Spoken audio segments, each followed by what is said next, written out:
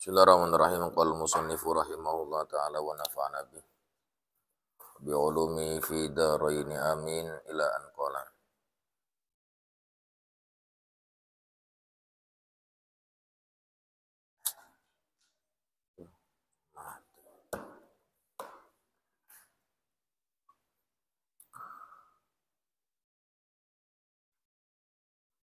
Fa idza faragta min dzalika kullihi,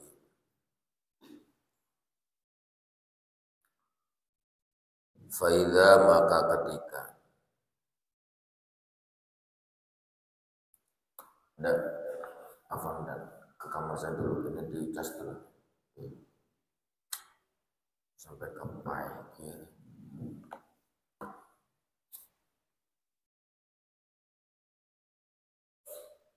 Fa idza faragta maka jika faragta kau selesai min dzalika dari hal itu di atas,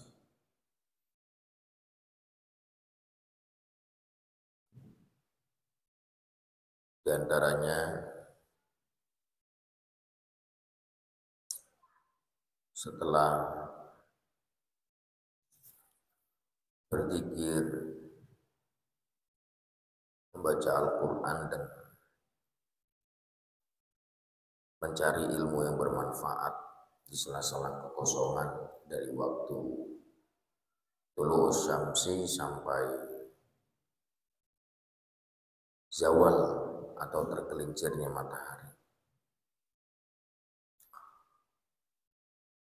Wa faragda min islahi nafsika,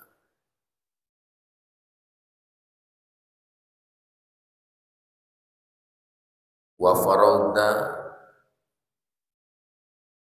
dan kau menyibukkan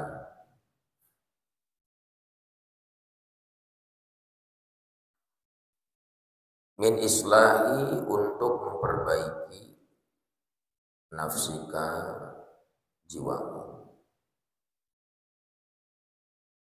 zahiran wa batinan, secara lahiriah dan secara batiniah.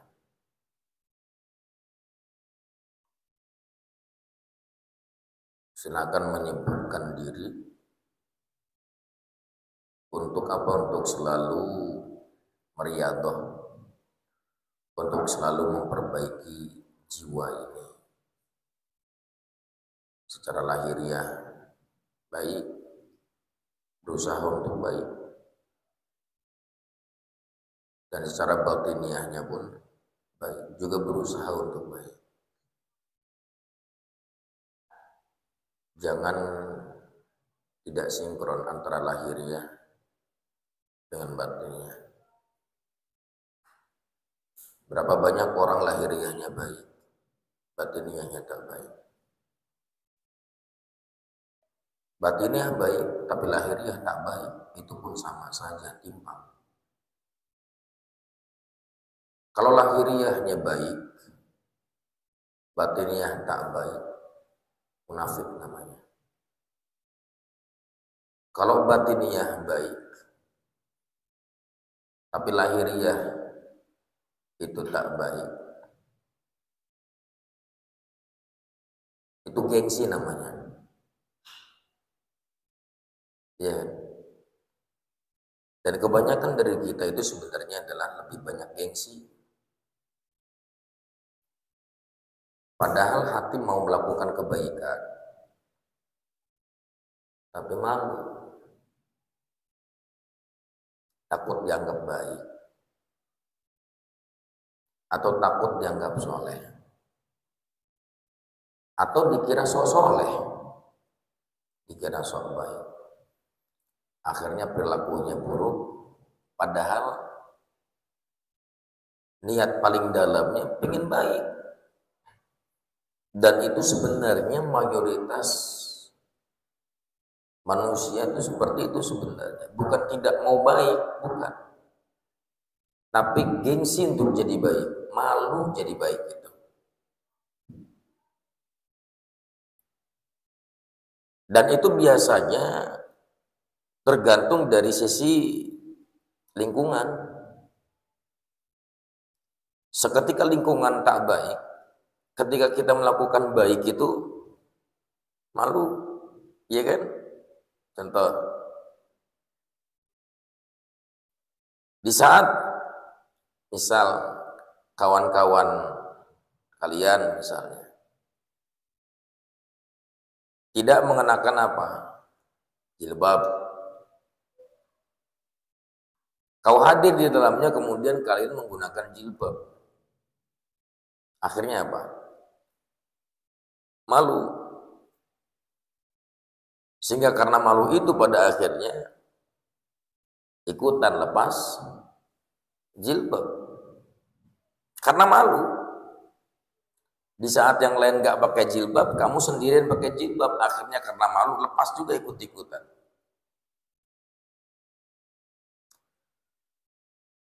Dan biasanya hatinya itu haram.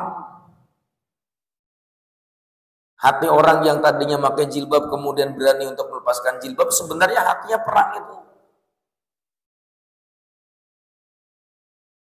Antara malunya dia dengan syariat yang dia tahu itu, dia perang dalam hati.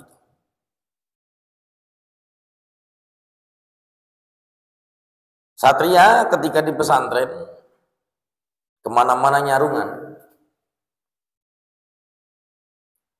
Gabung dengan kawan-kawan yang pakai celana pendek.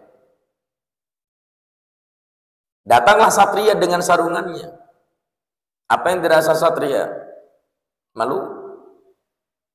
Di saat teman-temannya pakai celana pendek, Satria datang sendiri. Mungkin sekali dua kali biasa. Kalau keseringan dan berkali-kali itu dilakukan, berkumpul dengan orang-orang yang pakai celana pendek, kan dalam syariat itu tidak boleh ya. Laki-laki pakai celana pendek dalam syariat tidak boleh kan? Saya akhirnya terbiasa, biasanya ada omongan, Ustaz, nggak mau dianggap Ustaz. Mulai dipanggil, Ustaz, Ustaz, gemuruh hatinya. Duh, ini kan pakai kikian tadi Ustaz kan, dia terpangkas amat, lah ganti Tuhan. Akhirnya berubah. Lingkungan itu berpengaruh. Sebab su'ul khuluq yodi. Akhlak yang buruk itu nular. Nular. Jangan kita sangka bahwa akhlak itu enggak nular, nular. Nular. Baik itu karena lingkungannya baik, Mas. Tapi kalau lingkungan tak baik, biasanya kita terbawa tak baik. Jadi akhlak itu kayak minyak wangi.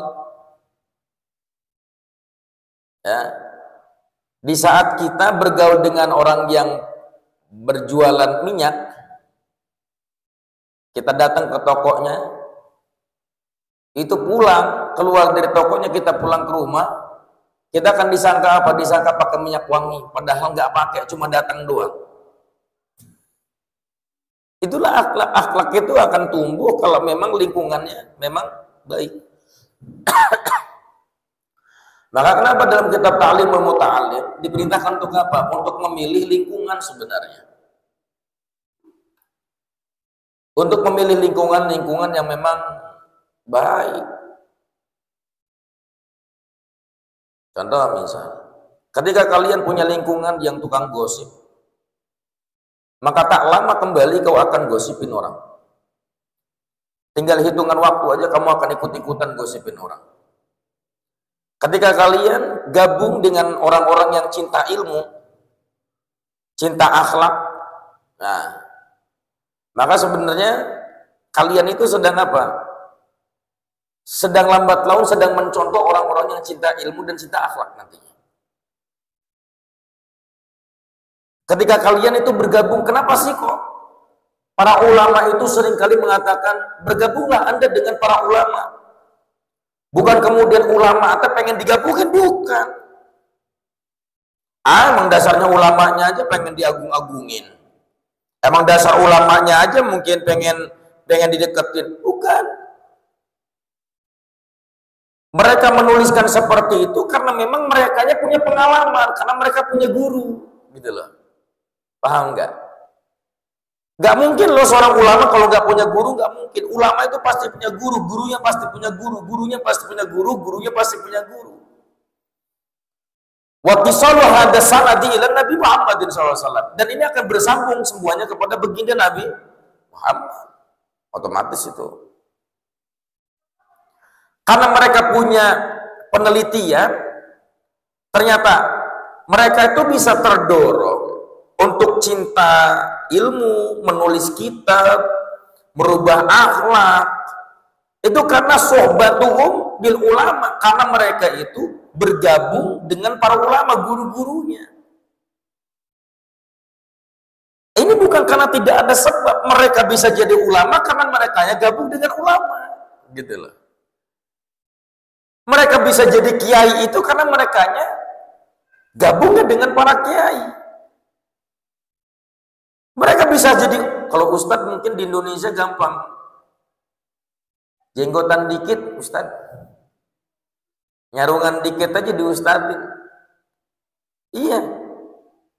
Anon ketika keluar dari pondok, gabung dengan teman-teman yang mungkin gak mondok, terus pakai kerudung syar'i seperti hari ini, apa yang disebut nanti? Ustadzah, sok ya. Ada ustadzah itu dua, panggilan ustadz dan atau ustadzah itu dua. Bisa panggilan kemuliaan, bisa juga panggilan penghinaan. Ya. Bisa saja manggil ustadz itu karena penghormatan, memang kemuliaan. Bisa juga itu penghinaan loh. Tergantung apa? Tergantung pergaulanmu dengan siapa. Kalau pergaulan kamu dengan orang-orang soleh, ketika kamu diustadkan, memang memuliakan. Dan itu sebaliknya. Nah, maka, kenapa ulama itu seringkali mengatakan, ishab al ulama, ya bersahabatlah dengan para ulama, dekatlah kau dengan para ulama, karena akan berefek nantinya. Akan berefek. Begini. Cara berbicara saja, itu terkadang kalau kita punya guru atau kita punya ulama, cara berbicaranya saja kita itu kadang-kadang sama dengan guru kita. Dari mulai gayanya, bahasanya, kerasnya, itu akan sama dengan gurunya. Bebeledagana, itu pasti sama. Tegasnya, itu akan sama. Kenapa? Karena memang nular, Pak. Saya perhatikan, kami punya guru Kiai Hudori. Kiai Hudori punya guru Kiai Syukur Makmun. Kiai Syukur Makmun punya guru Kiai Jarkasi. Dan guru-guru yang lain. Yang mungkin saya tahu, Kiai Jarkasi. Saya perhatikan dari Kiai Hudori dulu. Kiai Hudori dengan ketegasannya, Kiai Hudori dengan keseriusannya, Kiai Hudori dengan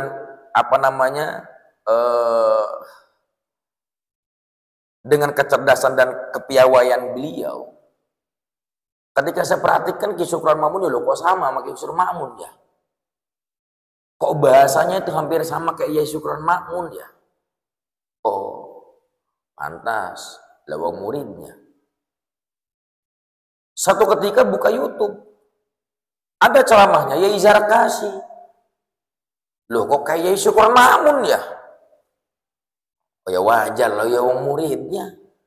Ya muridnya ya Zarkasi kan dia Syukur Makmun. Oh ternyata sama. Saya perhatikan Abu Uci Turtusi. Itu murid-muridnya Abu Uci Turtusi itu bebeladagana sarwa kabeh jeung Abu Uci. Dengan bahasa kadang-kadang ulama naon eta? Dengan lama tuh mah. Dengan kerasnya beliau seperti itu, ternyata murid-murid lagi sarwana. Kerasnya, saya perhatikan Kiai Fudoli, ya, Jalal, Banyak ulama-ulama yang pada akhirnya ngambil dari Abu Ya Uci, ternyata murid-muridnya hampir sarwah kabeh bahasana sehingga Abu Ya Uci. Dan itu berpengaruh. Maka boleh jadi ketika kalian hari ini belajar dengan Kiai Izzuddin Mustafa, mungkin nanti karakteristiknya, bahasanya akan sama seperti Kiai Izzuddin. Kenapa? Karena kalian muridnya. Pasti ada kesamaan pasti. Gak mungkin murid yang dekat dengan ulamanya beda dengan ulamanya, gak mungkin. Pasti ada kesamaan. So, kalau di antara kalian ada yang jadi ustadzah, ada yang jadi ustadz, jadi kiai, itu pasti karakteristiknya sarwa jengguruna. So. Kenapa? Al-akhdu, karena pengambilannya itu dari gurunya, tidak ada yang lain. Maka semua tergantung dengan siapa kau bergaul. Nah, semakin kau bergaul dengan orang-orang cerdas, kau akan cerdas. Semakin kau bergabung dengan orang-orang yang berilmu, kau akan berilmu. Tapi semakin kau bergabung dengan orang-orang tukang gosip, gosipan baik saban poes ya. Yang tadinya nggak pernah gosip karena gabungnya sama orang-orang tukang gosip, akhirnya ikut-ikutan jadi tukang gosip. Penyakit tuh, tadi mah diem awal-awalnya. Astagfirullah. Astagfirullah. Sapoe. Dua poe. Masih astagfirullah. Astagfirullah. Katilu poe nah. Gitu. Kamari ge urang teh nempo saruba kamari teh. Nu tadi na make istighfarullah astagfirullah. Kadituna pipiluan sok ya. Naon sebabna? Sabab nempel na jeung tukang gosip. Tutup telinga mun aya gosipan. Cicik. Oh. Zahiran batinan. Kalau luar baik batin tak baik munafik namanya. Lahiriah tak baik tapi batin baik gengsi namanya. Ustaz, gengsi itu bagus enggak? Enggak. Karena bisa jadi dari kegengsian itu akan menimbulkan kemunafikan nantinya. Gengsi baik enggak baik. Maka belajar untuk apa? Cuek. Belajar apa? Cuek. Melakukan kebaikan itu cuek. Cuek itu maksudnya apa? Enggak peduli nilai orang lain. Orang mau nilai saya apa kayak mau sok baik, enggak jadi masalah. So itu kan artinya dalam bahasa Inggris sangat baik, berarti sangat baik. Al-kalam ad-doa. Doa itu ada apa? Kalam itu ucapan adalah doa. Mudah-mudahan dengan bahasa sok baik jadi beneran baik. Amin. Itu aja. Ini sok soleh enggak apa-apa. Emang kalau dia anggap sok soleh kenapa? Malu? Enggak. Kalau saya enggak apa-apa. Sok kalian bilang saya sok soleh, saya akan aminkan sok soleh itu. Kalian bilang ke saya misalnya sok baik amat, saya akan aminkan ke sok baikan itu. Karena memang saya butuh doa kalian untuk saya menjadi baik dan soleh. Ini gitu. Harusnya begitu. Niat-niat itu cuek aja melakukan kebaikan itu. Jangan malu. Ya Satya. Jangan ada bahasa begini dari Satria. Sebenarnya pengen sih puasa Senin Kamis tapi takut dianggap ikut-ikutan. Nah, emang kita mah hidupnya memang ikut. Hidup kita memang ikut. Ikutnya kepada siapa? Nabi. Lah puasa Senin Kamis itu dari siapa? Bukan dari Yasir. Bukan sunnahnya Yasir, bukan. Ini sunnahnya Nabi kok. Laku dua tuna. Pelopor kita tuh siapa? Kan Nabi. Berarti kan yang dicontoh siapa? Nabi. Baiknya kita berarti ikut sama siapa? Ikut Nabi. Solehnya kita ikut siapa? Ikut Nabi. Bukan ikut Yasir. Sorry apa sih ngikut-ikutin Yasir? Ikutin Nabi. Ramah tamah, senyum. Bukan ikutin Yasir sebab Yasir enggak pernah senyum. Ke Nabi ikutnya. Dia berdua omongan baru senyum. Nah, gitu ya. Saya tuh pengen sebenarnya baca Quran tiap hari, cuma takut dikira ikut-ikutan. Kenapa? Memang kita mau ikut-ikutan, benar ikut. Ada satu amalan yang nggak bisa saya ikut dari Ki Hudori. Tapi kalau misalnya ada yang sanggup, mangga silahkan ikutin. Ada satu hal yang saya nggak sanggup dari perkaranya, pekerjaannya Yai Hudori. Satu ketika saya pernah satu mobil dengan Yai. Lupa saya mau kemana itu. Itu di mobil, Non, baca Quran.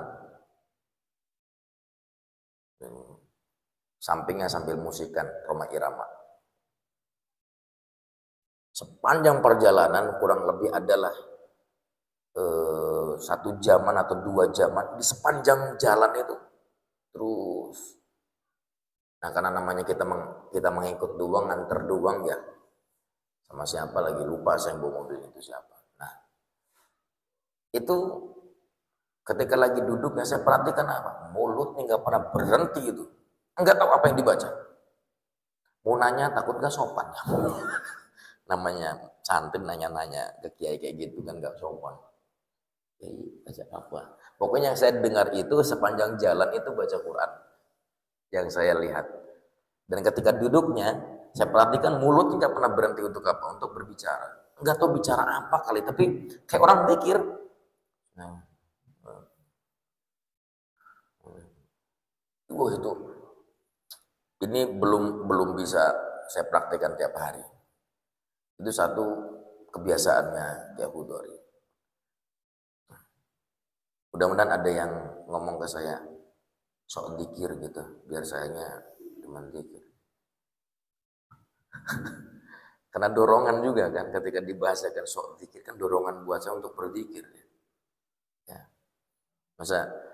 Makanya Masya Allah ya, bergabung dengan ulama itu ada tarikan Pak, ada tarikan pengen baik. Ketemu di Jawa dengan Kiai Muharrar. Kiai Muharrar itu luar biasa juga ketika saya datang ke sana. Itu enggak pandang bulu. Tidak pandang apakah dia santri. Yang tamunya ini. Apakah seorang kiai, apakah seorang pejabat. Datang, sini. Ayo, makan dulu. Salah dari mana? Jawab kita dari mana? Duduk. Ayo makan. Disiapin apa? Jeruk, apel, buah-buahan segala macam. Saya pikir Masya Allah, ini kiai. Yang tidak mau membedakan siapapun. Padahal beliau sudah terkenal. Tapi tidak membedakan siapapun. Siapapun yang datang kepada beliau, diajak makan. Makannya Bu, Masya Allah. Bikin saya ngerayus ya. Malu Pak. Ya Allah, saya pikir apa? Beliau seorang kiai yang ilmunya lebih banyak. Sikap dan wataknya luar biasa seperti ini. Gak mau makan itu misah. Pengen nangis saya ngelihat beliau itu. Makan itu bareng loh. Sama kita ini. Biasa makan biasa bareng. Masya Allah. Indah amat ya punya kiai begitu, Masya Allah. Makannya bareng sama santri. Dan ada satu doa yang mengerikan yang saya dengar dari beliau. Di saat orang-orang berdoa minta kekayaan, beliau mintanya apa? Allahumma ja'al li miskinan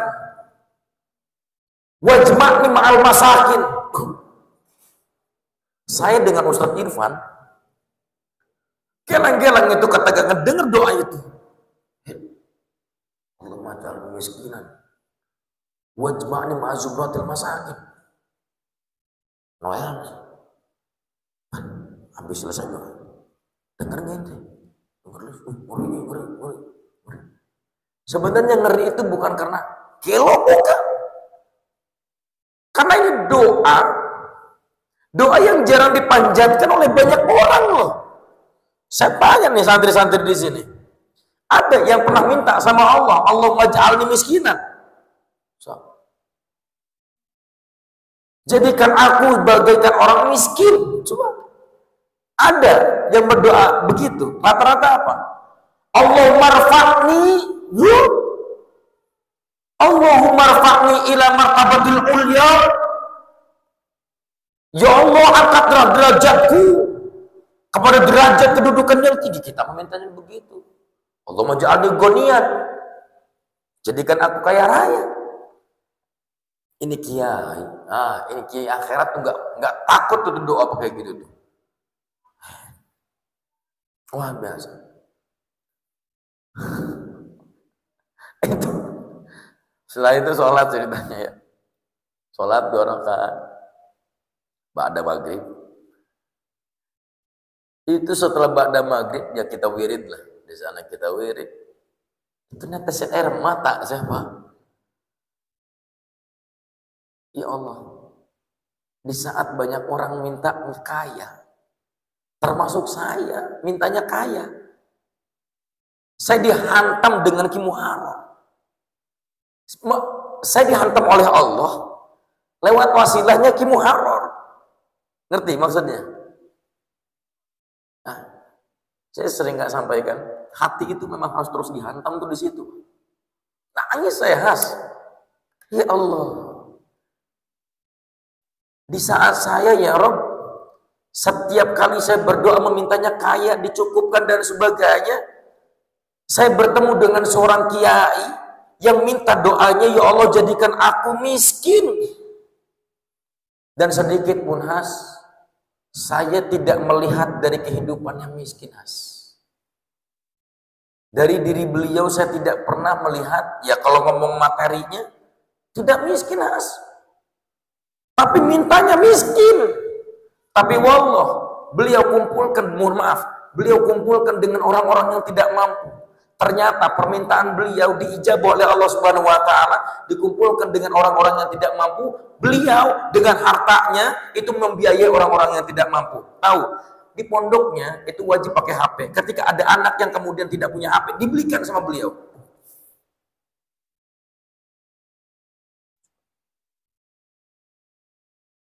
Saya tanya, makan di pondok berapa kali, Kiai? 3 kali. Saya lupa berapa jumlah santrinya. Kalau dipersentasekan yang bayar sama yang tidak bayar, lebih banyak yang bayar apa yang tidak bayar? Jawabannya tidak bayar.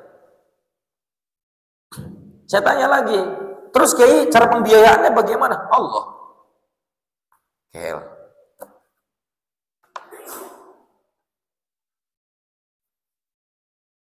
Atas Kiai cara pembiayaannya gimana? Allah. Aing Pak. Kepukul saya. Nah, berarti ketika kita kumpul dengan ulama itu ada manfaatnya. Besar kan manfaatnya. Dorongannya, luar biasa. Padahal nggak memberikan nasihat, tapi hanya ketika doa saya terpukul dengan doanya. Itulah ulama. Abu Yamuh tadi. Setiap malam Sabtu, ya, itu terkadang beliau tuh nyiapin apa? Lontong sayur. Lontong sayur. Setiap malam Sabtu tuh. Lontong sayur sama apa itu namanya? Opor ayam. Makanya kalau datang ke sana Sabtu itu awal-awal kebagian nantinya, dapat berkah kita. Jangan akhir-akhiran. Kalau akhiran kadang-kadang nggak kebagian itu. Awal-awal. Nah, tapi apa maksudnya? Kita datang butuh apa?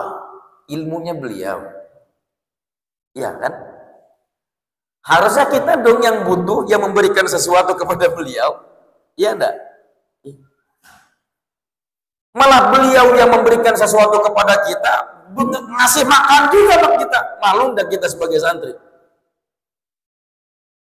Kita santri butuh sama beliau, beliau udah ngasih ilmu, yang ngasih makan. Cik malu, harusnya kan kita yang memberikan sesuatu ke Abu ya. Kepukul enggak?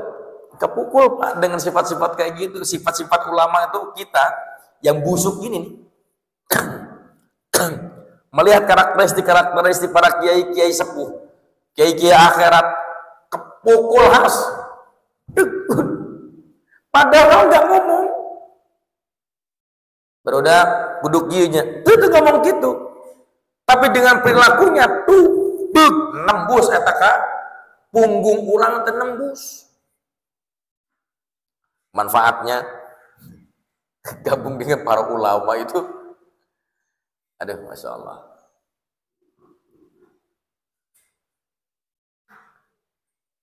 Iya.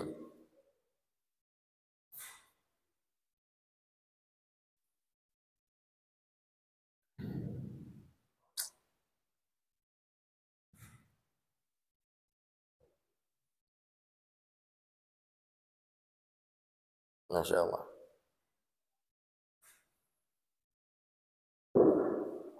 Apalagi kalau sampai disayang sama ulama.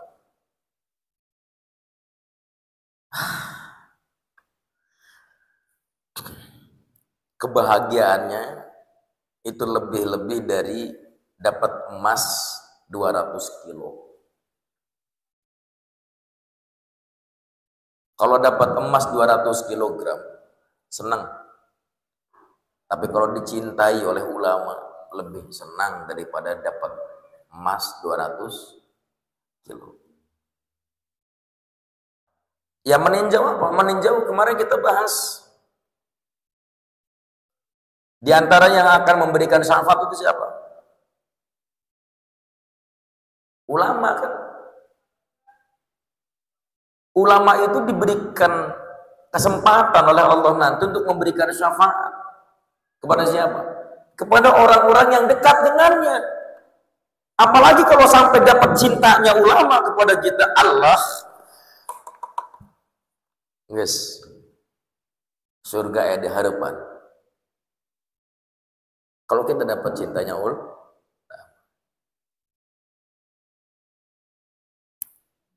kebayang baik pokoknya. Mun boga guru teh kebayang baik. Sikapna watak. Kalau lagi marah itu wah. Terngiang-ngiang marahnya itu, marahnya kayak gimana itu kita paham betul. Kalau beliau sudah bahasa begini, kamu gimana? Oh itu udah sakit banget ke kita itu. Kayak hati itu diremek-remek udah bahasa kayak begitu tuh. Kamu gimana sih? Itu sudah bahasa kamu gimana sih? Tuh hati itu kayak digerenyuk, kayak dirobek-robek. Bukan sakit hati, bukan. Tapi merasa banyak bersalah di hadapan kiai. Kalau udah bahasanya, kamu gimana sih? Belajar tapi nggak dewasa-dewasa kalian. Udah ke bahasa begitunya tuh. Ya Allah, salah. Tapi kalau lagi berikan nasihat sampai beliau sampai nangis, ya terngiang-ngiang lah ya. Ya Salwa terngiang-ngiang kan guru ya, udah lulus mah ya. Rindu aja bawaannya mau guru itu. Tapi waktu jadi santri emang gak gitu ya. Ketika dulu masih di pondok mah kadang-kadang si Ustadz pika sebel pika sebelun nih Ustadz deh. Ketika jadi santrinya, tapi ketika lulus, ingat ke guru teh. Biasanya begitu, santri itu suka begitu. Suka kesel ketika dibangunin sama kiai. Kesel dibangunin sama Ustadz. Duduk.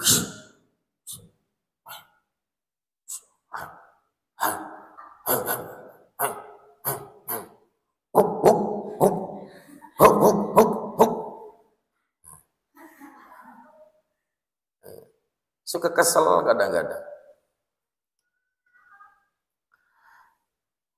Tapi nanti ketika sudah jadi alumni, terngiang-ngiang, bakal terngiang. Iya Allah bahagia. Dan biasanya kalau udah ketemu dengan alumni lagi, itu ceritanya nggak ada yang lain. Cerita tentang apa? Cerita waktu di pondok. Dan itu tidak ada episode yang berhenti itu. Tidak ada tamatnya itu ngomongin pondok itu nantinya. Saya perhatikan Kang Yasin ketika ketemu dengan teman-temannya, pasti yang dibicarakan apa? Kehidupan di pondok. Tapi episode tebeak-beak kita. Ada lagi. Ketemu itu lagi yang dibahas. Ketemu bahas pondok lagi. Iya, Masya Allah. Berarti kan apa? Memang pondok itu terkenang. Ya. Dengan WC dewanya. Ya, tahu WC dewa? WC dewa itu WC yang suka mampet terus. Jadi kalau mohon maaf mau BAB itu ya mau tidak mau kita harus kalau bahasa kita ngarojok lah, dirojok lah atau comberan anak rojok baru bisa BAB. Tapi seru di pondok Memang kadang-kadang antara manis dan pahit, lebih banyak pahit pondok mah. Saat teman-teman punya jajan, kita nggak punya duit, ya puasa Pak, Senin Kamis. Sabulan ente boga duit, puasa Daud. Lahiriah batinnya diperbaiki. Wa qatala syai'un min awqatika.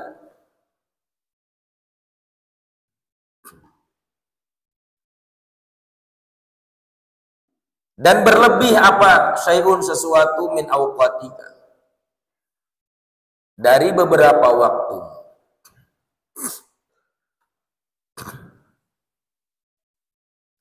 Fala ba'sa, maka tidaklah bermasalah, tidak jadi masalah. Enggak apa-apa. Antas tagila, hendaknya tastagila kau menyibukkan diri bi ilmil madhabi dengan ilmu madhab. Fil fikih, di dalam ilmu fikih.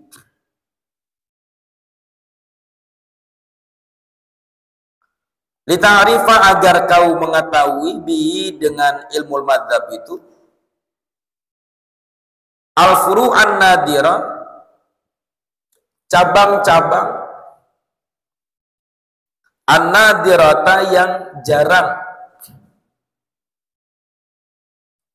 fil ibadati, di dalam beribadatan.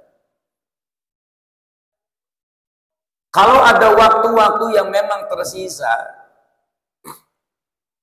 maka tidak jadi masalah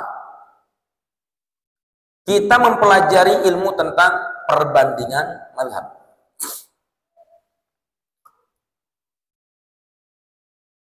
Atau mempelajari satu mazhab itu. Mazhab Syafi'i, mazhab Imam Malik, Imam Abu Hanifah, dan Imam Ahmad bin Hanbal. Dipelajari, tidak jadi masalah. Tapi harus berhati-hati. Mempelajari fikih terkadang bisa membuat seseorang itu angkuh. Karena biasanya mempelajari fikih itu hoyongan debat wae. Iya. Dikit beda aja, udah tuh langsung pengennya debat. Allah. Yang Allahu Akbar begini ngangkat tangannya, ngelihat ada yang begini, hati ngerang-ngerang. Gitu kan. Kudu nama kieu ya. As-sahul qauli. Pendapat yang paling bagus adalah pendapat saya. Tuh. Dan ini harus berhati-hati ketika kita mempelajari ilmu-ilmu tentang perbandingan. Rasanya gini aja deh. Ini kelas 5. Terasa enggak? Ketika mempelajari tentang adzan, misalnya, kemarin kan kita membahas tentang adzan dengan berbagai macam mazhab. Tahu kan? Di saat teman-teman yang lain nggak tahu, kelas 5 tahu, apa rasanya? Ada rasa bangga dikit. Iya kan? Sekalipun bangganya cuma segini, Sat. Ini kalau kita nggak bisa ngatur hati, ini yang bangganya tadinya segini, kan? Itu bisa jadi Jabal Tihamah. Ya, bisa jadi Jabal Abi Kubais nantinya itu. Jadi gede bangganya. Ketika bangganya itu jadi besar, membanggakan diri nggak kira-kira? Bohong kalau enggak. Manusia loh, kita bukan malaikat. Ketika misalnya kata Satria, enggak, aku mah biasa-biasa aja. Ya, keret kuping aing. Keret. Bohong kalau manusia enggak ada rasa bangga ketika dapat ilmu. Ohnya saja. Oh, ada bahasa oh keluar. Apa yang muncul dalam hati ketika bahasa oh itu keluar? Senang? Senang. Apa senangnya? Dapat ilmu baru. Oh, senang. Bangga berarti bangga. Iya Mbak ya? Iya. 2. Ketika misalnya kamu ilmunya lebih tinggi dari teman yang lain, misalnya, atau dari orang lain, misalnya ilmunya tinggi. Kamu tahu, orang itu nggak tahu. Kamu akan ketawa apa enggak? Ketawa. Ketika tertawa itu muncul untuk orang lain, apa maksudnya? Penghinaan bukan? Berarti nganggap apa? Menganggap diri kita lebih baik daripada orang lain. Walah, wele. Ada di kita ada. Disuruh apa tadi kata Imam Ghazali? Islahin nafsika zahiran wa batinan. Perbaiki diri, zahir dan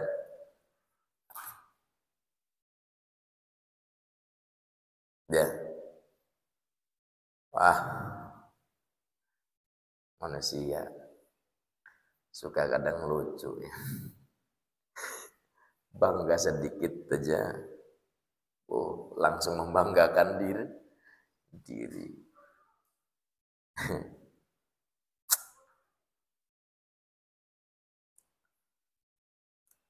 Ya, sombong nggak bisa hilang. Kalau diantara santri-santri, jujur nih ya, jujur saya. Kalau ada di antara santri-santri, ada yang bisa menghilangkan kesombongan, jujur dari hati saya nih, jujur, saya pengen belajar sama antum.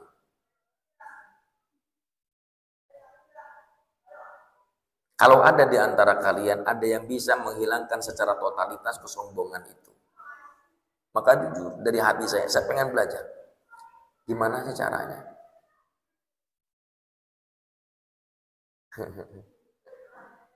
Begitu sulit dapatkan dia ya. Untuk mendapatkan ketawaduan itu sulit, butuh perjuangan, Pak. Ya.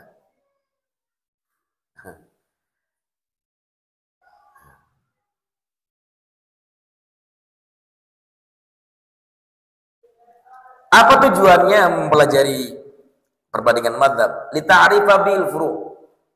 Biar kita tahu cabang-cabang ilmu yang memang jarang terkadang dikemukakan.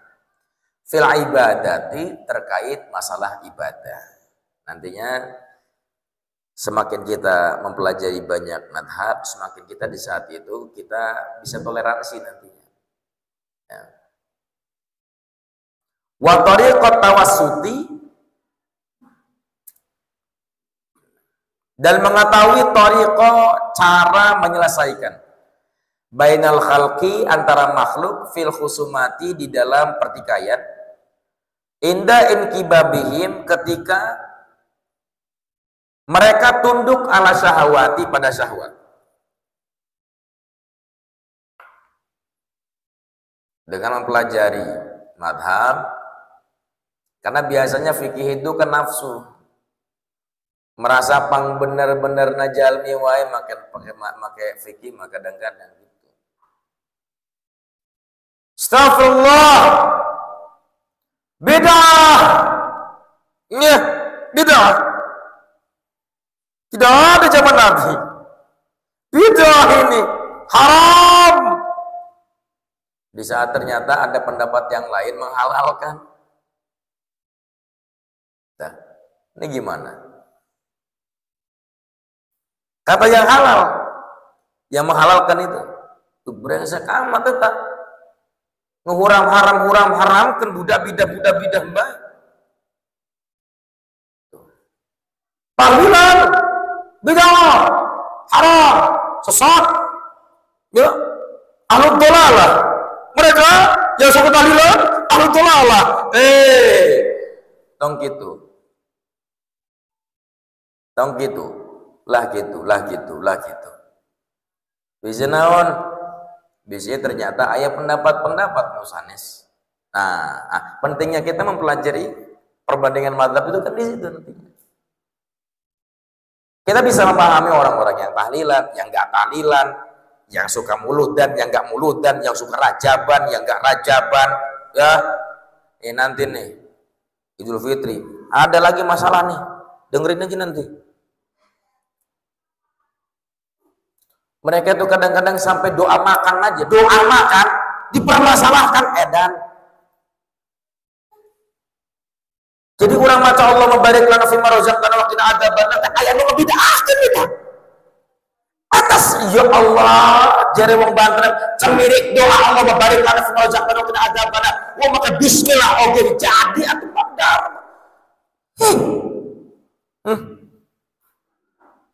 Eta sampai kalau mabarik lana fi ma razaqtana disalahkan ai kuduna kumaha.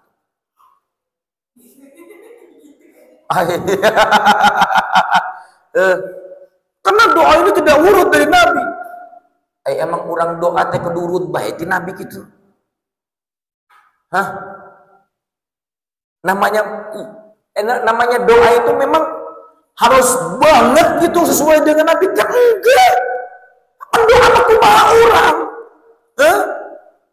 Cuma kalau mau nyontoh ada yang dicontohkan oleh Nabi. Tapi kan tidak semua doa Nabi kemudian pada akhirnya dicontoh juga oleh kita, kan enggak semuanya. Ada di saat dimana kita juga punya kebutuhan, dimana kebutuhan itu mungkin tidak pernah saat itu para aulia Allah butuh dengan sebagaimana kita butuh, kan begitu.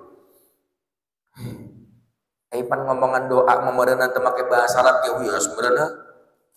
Emang disalahkan gitu mun urang teh baca doa na make bahasa Inggris salah gitu. Pan doa mah bebas, yang penting di salat ulah pakai bahasa Inggris. Apa? Allah is great. Temenang, on salat diganti pakai bahasa Inggris, bahasa Sunda, bahasa Jawa, temenang.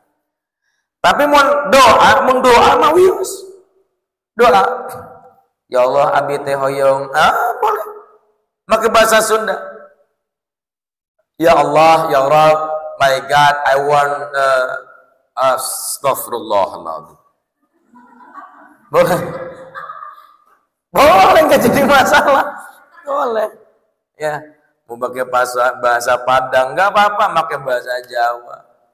Ya Allah, kita Arab duit ya Allah. 100 juta, ya Allah 100 juta saiki. Ya Allah. Boleh. Lewang namanya doa mah bebas memakai bahasa apa aja. Lewang bahasa itu Allah yang ciptakan kok. Semut aja kalau doa Allah paham. Itu bid'ah itu semut doa itu. Karena nggak pakai bahasa Arab itu semut ngomongnya. Ya Allah sampai ke doa. Wonge dan jadi kita pegah. Tujuannya apa sih rekun mang? Dikir jere awe. Gak boleh Allahu gak boleh katanya. Harus diidhofatkan katanya dengan kalimat subhana. Buku subhana. Mual bakal jadi matak jadi dikir mun eta subhana teu make Allah. Ayo. Subhana. Cek mang subhana. Aya pan mang subhan. Subhana. Naon cek mang subhan teh. Mang subhan pernah aya di Banten batur aing dengaranna subhan. Subhana. Jadi dikir mual. Sebab Allah mah cek la ilaha teu make Allah ayo. La ilaha. Enggak ada Tuhan. Ateis ya. Buku kalimat la ilaha illallah eta jadi zikir ku sabab aya kalimat Allah. Ngaran-ngaran anu mulia tibatan ngebandingkeun kalimat Allah. Tidak ada nama yang mulia, tidak ada nama yang luhur terkecuali nama yang luhur Allah. Nepak sirah aing gitu dengar. Nah, itulah pada akhirnya belajar pentingnya madzhabul arba'ah, ya, mempelajari furu-furu agama itu dalam rangka agar kita toleransi dan bisa menyelesaikan apapun yang dijadikan pertikaian di dalam umat Islam. Sebenarnya bukan pertikaian sih, yang kayak gitu-gitu tuh, cuma yang nyala-nyalahinnya aja yang bikin pertikaian itu.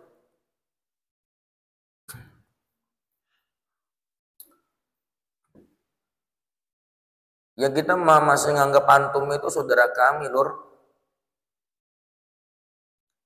Sekalipun kalian anggap kami itu ahli dhalalah, berarti kan kalian menganggap kami sebagai ahli neraka.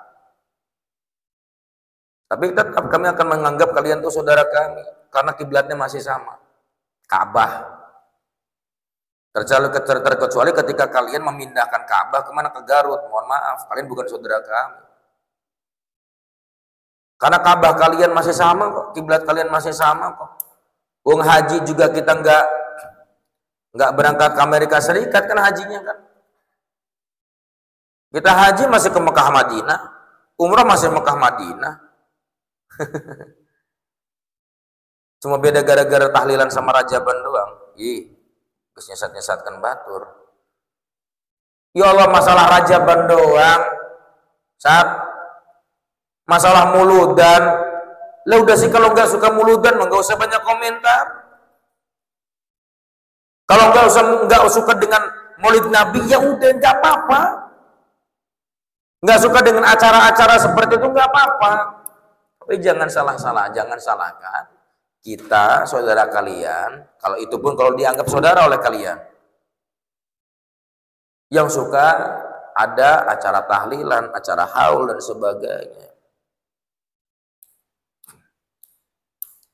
Lagian juga ketika tahlilan kan gak minta uang sama kalian.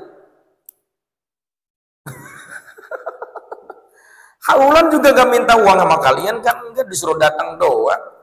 Enggak datang juga enggak apa-apa, enggak sakit hati.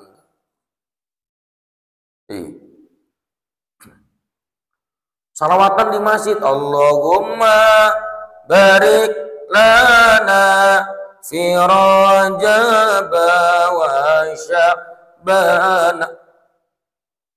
Alidolalah. Ini sesat. Wastaghfirullahaladzim, cemirik salawatan badeng masjid jo langsung disesatakan. Karena di Madinah itu tidak ada. Lewat budaya Madinah jeung budaya Sumedang beda. Di Madinah, di Mekah maka salawatan jejak Nabi Muhammad nah aya di ditu. Iya kan? Sok. Sir, salat tarawih. Hoream teu? Ngomong be jujur. Hoream kan? Terus jujur be kena naon? Kenapa? Enggak ada tarikan. Enggak ada tarikan. Sok kita berangkat ke Mekah. Salat tarawih kita di depan Ka'bah. Ada tarikannya enggak? Ada. Apa tarikan kita? Ka'bahnya. Ke Madinah, aya Rasulna di situ, makam Rasulna aya di situ tah. Dorongan aya.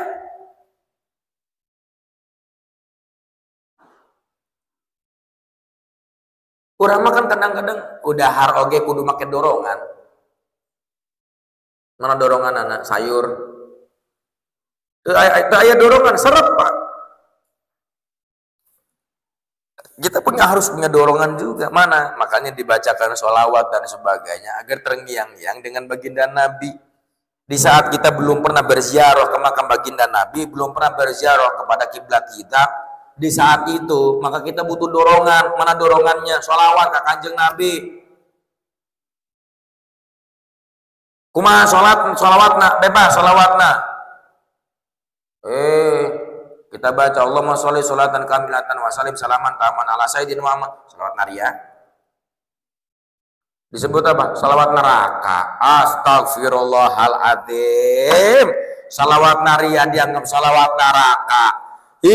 Hoyongna naon sih teh? Ya. Salawat naria cenah salawat neraka. Astagfirullahaladzim. Allah Gusti tahar teh aing hoyongan naon sih. Di Mekah Madinah itu tidak ada nyangges pun kitu mah di dinya teh tinggalna ulah di Indonesia. Kan itu teh ka Mekah di Madinah. Eta oge mun diterima sia jadi warga negara Mekah. Hirup di Indonesia aja. Jeung deui aya nu ngomong. Indonesia adalah negara togut cenah. Astagfirullahaladzim, negara togut cenah. Nah, negara togut teh negara penyembah berhala. Urang berarti rakyat napa wargana? Berarti orang ketemunan gitu. Hidup di Indonesia. Ayo disebat apa? Negara togut, negara penyembah berhala. Astagfirullahaladzim. Ya Allah. Iya. Warga Indonesia itu agamanya banyak. Tidak hanya Islam. Iya kan? Konghucu, Kristen, Protestan, Kristen Katolik. Iya tak? Ada Sunda Wiwitan, ada Kejawen. Ya keyakinan-keyakinan di Indonesia kan banyak.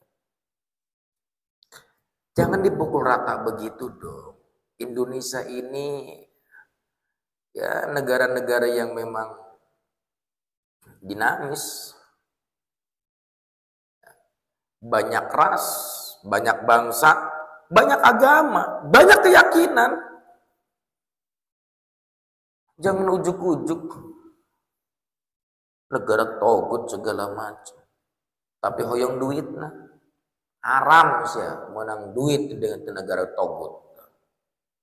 Duit nah hoyong tapi nyebat Indonesia negara togut. Cik otaknya di mana? Berarti kan kalau negara togut negara apa? Negara kafir. Negara kafir. Oke. Kamu dapat uang dari negara kafir, apa hukumnya? Dah haram tuh. Ayo didinya mah duit na doyan, tapi nyebut negara Indonesia dan negara togut. Cek otaknya di mana sih ya? Terbuka polo sih kan entah. Astagfirullah. Tong kitunya, tong keras-keras teuing. Ya. Jadi kemana wae orang tunya? Gitu. Fadzalika aidan ba'dal faraq. Fadzalika maka hal itu aidan halnya juga ba'dal faragi setelah selesai min hadil muhimmati dari perkara-perkara penting ini.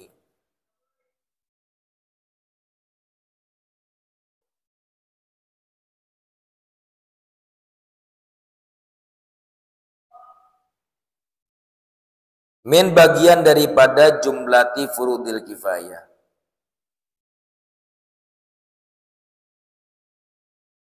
Bagian daripada jumlati furud golongan fardu kifayah.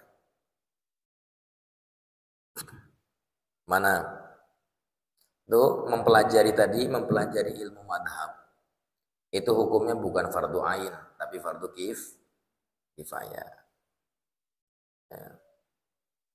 Fa in da'atka nafsuka ila tarki ma dzakarnahu min al awradi wal adkar istisqalan bidzalika fa in da'at maka jika da'at memanggil ka terhadapmu apa nafsumu ila tarki untuk meninggalkan ma apapun dzakarna, untuk meninggalkan apapun dzakarna yang kami jelaskan pada ma tersebut minal auradi dari wirid-wirid wal adkari dan zikir-zikir istisqalan menganggap berat bidzalika dengan hal itu madzakarnahu minal auradi wal adkar.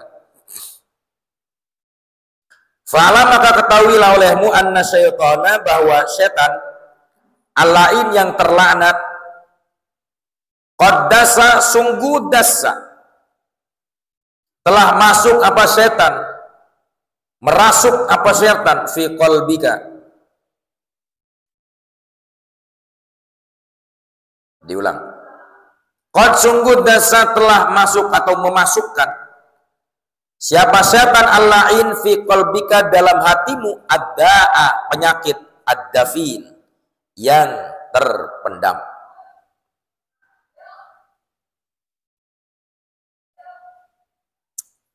Nganggap wirid berat,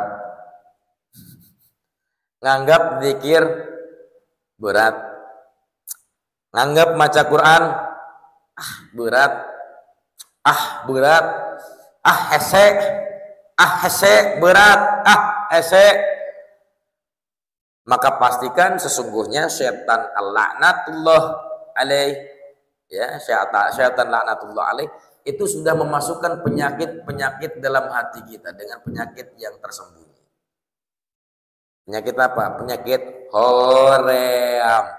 Penyakit apa? Hoream. Nah, mun aya penyakit hoream teh berarti geus aya setan. Wa huwa hubbul jah. Dan bermula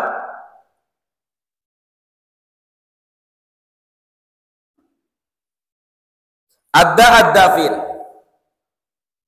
Nah, penyakit yang terpendam itu diantaranya apa? Hubbul jahi, cinta jah itu apa? Kemuliaan, ya. Kedudukan, pamor. Nah, tuh penyakit-penyakit tuh.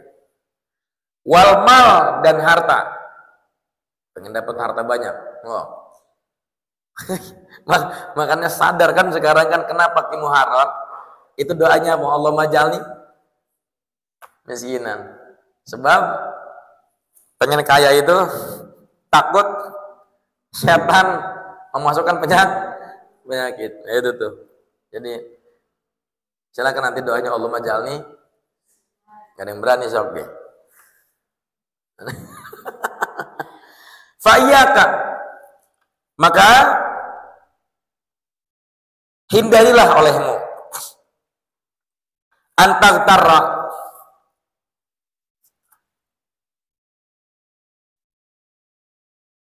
hendaknya tak tagtarra kau tertipu daya bi dengan apa? Ad-dafin, dengan ad-dafin. Hati-hati jangan tertipu daya dengan itu, ya.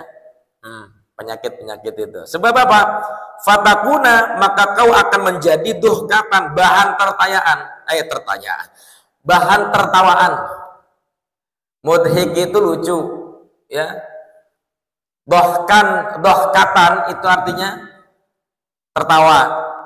Ya, kalau duhkatan bahan tertawaan. Lahu untuk setan.